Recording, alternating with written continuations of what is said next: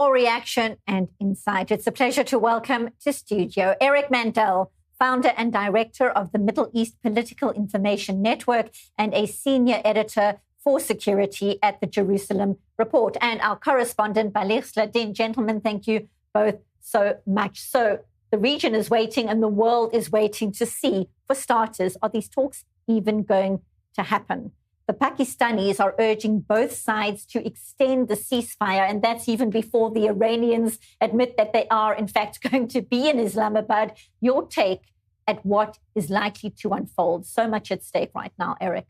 So if the president is all about his legacy, and his legacy is going to be, if not the number one thing, the top two or three, be what happens with Iran, anything that happens here is not going to be a great part of his legacy unless he changes and makes regime change, which is the only thing that will be long lasting. The Iranian regime, they are not going to be changing their spots.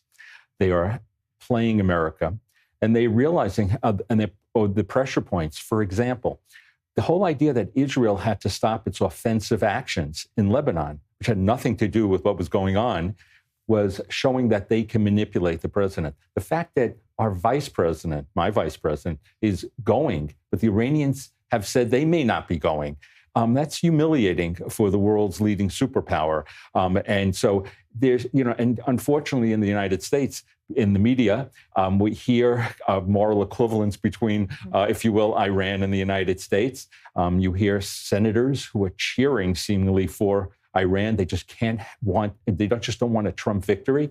So here, I just don't see anything great. If Trump could get his 15-point plan, that is beyond far-fetched. And if he does anything with sunsets, he's going to be just saying that's no different than the JCPOA, which he withdrew from and condemned. How then, Balir, do developments in the Strait of Hormuz impact the way things are going to unfold in Islamabad if, of course, the Iranians do, in fact, pitch? One wonders about the shenanigans, saying they won't be there yet, as you say, for the vice president to fly all the way to Pakistan and be stood up, so to speak, would be humiliating beyond. Your thoughts? Well, first of all, the Iranians, it's not going to be the first time that they say that we're not going to go, we're not interested, we have all the time in the world, and then we see them in Islamabad speaking and maybe shaking hands with the vice president of the United States, the greater Satan. That's what happened last time. Apparently, this is what's going to happen also tomorrow, unless, yes, the Iranians say, we don't want any more negotiations. We want to somewhat or somehow enforce our will on the battlefield, meaning to go back to war.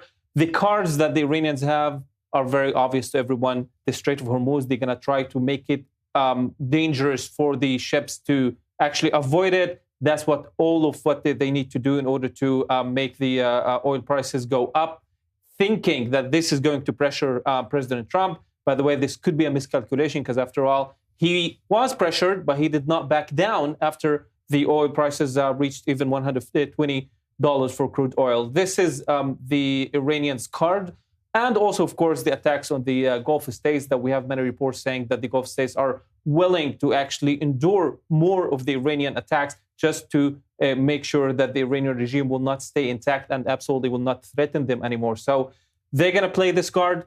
They want to look tough. This is very important for them. But after all, we won't know what exactly is going to happen until we wait until tomorrow that we're going to see, or not going to see an Iranian delegation in Islamabad. Talking about those Gulf nations, the UAE has issued its strongest condemnation yet of the Iranian attacks on its territory. The Minister of State at the Foreign Affairs Ministry, Saeed bin Mubarak al-Hajeri, describing these strikes as, quote, unprovoked terrorist attacks against a country that was not a party to any war. He was speaking to NDTV in an exclusive interview. Eric Mandel, your thoughts of the impact of that kind of rhetoric from the UAE against Tehran at this juncture when the world is waiting to see exactly what is going to unfold and potentially a war could resume very soon, potentially. Yeah. So first of all, this was part of the Iranian strategy that they were going to hit the Gulf states, which really didn't have anything to do with what was going on. And they were hoping that they would lobby the president not to have this war. By the way, it's not just the Gulf states. It is also even China has now seen that it wants the Straits of Hormuz open. This is all about economic fury as opposed to epic fury. And the problem here with economic fury is it will work. That's not the problem. The problem is it will take, and I was listening to economists the other day, 3 to 4 months before the full effects take place, which means what the president really needs to do. And there's American impatience here versus the Persian clock, which is they're trying to play us out here because there are deadlines coming up, War Powers Act, the American 250th anniversary. The president wants things to wrap up before then.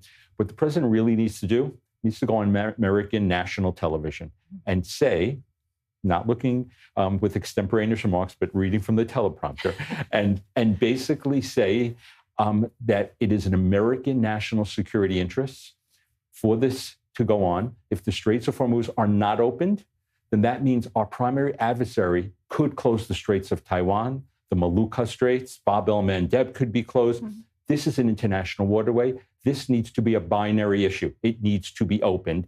And that means America may by force have to do that. That's also in the negotiations here. You don't want to get into details with the Iranians because they will outplay you. And what you need to be here is binary. No enrichment. The president said that. If he gives them a 15 or 20 year a sunset, it's going to look like a failure. And we know they are going to cheat. So the answer here really is to go back to the American people, explain what it is. There are Americans, and people don't realize this, despite the polarization, maybe 5 or 10% of people, independents, thoughtful Democrats who are just not reflexively anti-Trump, who want to hear the case to be made that going in the Straits is a defensive operation, that this is an international waterway. What is an international waterway? And what we've accomplished here, but without bravado, and which is obviously going to be hard for the president, but it's time here. I have a piece coming out that in JNS, and it's about this is a war of clocks. Again, American urgency against Persian patience. And that American clock, certainly, and Israeli clock and Middle Eastern clock is ticking down, as you say. Patience might win out. We'll wait and see if those talks even do take place in Islamabad. And of course, if they do, what comes out of them. Gentlemen, stay with us. There's much more to discuss as we turn to another front. Israel and Lebanon are set to hold a second direct meeting in Washington on Thursday, with major concerns over the threat posed by Hezbollah. The 10-day ceasefire there elapses early next week. The Israeli ambassador to the U.S., Yechiel Leiter, and his Lebanese counterpart, Nada Hamadeh Mouawad, are expected back at the State Department following their historic meeting last week, the first direct talks between the two countries in decades. So for more, it's a pleasure to bring in security analyst Yaakov Lapin, host of the podcast, The Lapin Assessment. Yaakov, diplomatic efforts may well resume on Thursday in Washington. The Hezbollah threat, though, persists. Who is going to disarm the terror group? And how is the new forward defense line area impacting soldiers operating there? What kind of dangers do these troops still face? Tell us more. Unfortunately, I'm having a technical problem. I'm not able to hear anything. Well, unfortunately, it seems like we aren't able to connect to Yaakov Lapin, so I'm going to bring that exact question straight to our correspondent, Balech Sladin, about the developments across the Northern Front as we speak. Yes, just a few moments ago, actually, the IDF issued a statement regarding the identification and the killing of Hezbollah's operatives that violated, according to what the IDF said, the ceasefire understanding, that they were planning to launch rockets toward the Israeli northern communities, or at least they were putting themselves in a position that they could actually launch those rockets. This happened this morning, actually, and this is not the first incident. We're talking about 3 incidents in the past 24 hours for the IDF, meaning that whatever Trump has said in that truth post about the ceasefire, that Israel cannot attack anymore, what is happening on the ground is that Israel attacks when it sees a threat. This is a green light, apparently, from the American administration as well. So the developments there are all connected to the current negotiations. Tomorrow is going to be another meeting. And from that on, we're going to understand what exactly the Lebanese government is going to do. Because so far, they're not showing at least that they are able to disarm Hezbollah and not even pushing Hezbollah back toward the Litani or north of the Litani so they can't threaten the Israeli northern communities. This is the main issue from the Israeli perspective. From the Lebanese perspective, they want a ceasefire, meaning that Israel would cease its attacks 100% without any more attacks. Probably they're not going to ask, and it's not going to be reasonable for them to ask the Israelis to withdraw from those points until there is some sort of a solution of the presence of Hezbollah anywhere south of the Litani.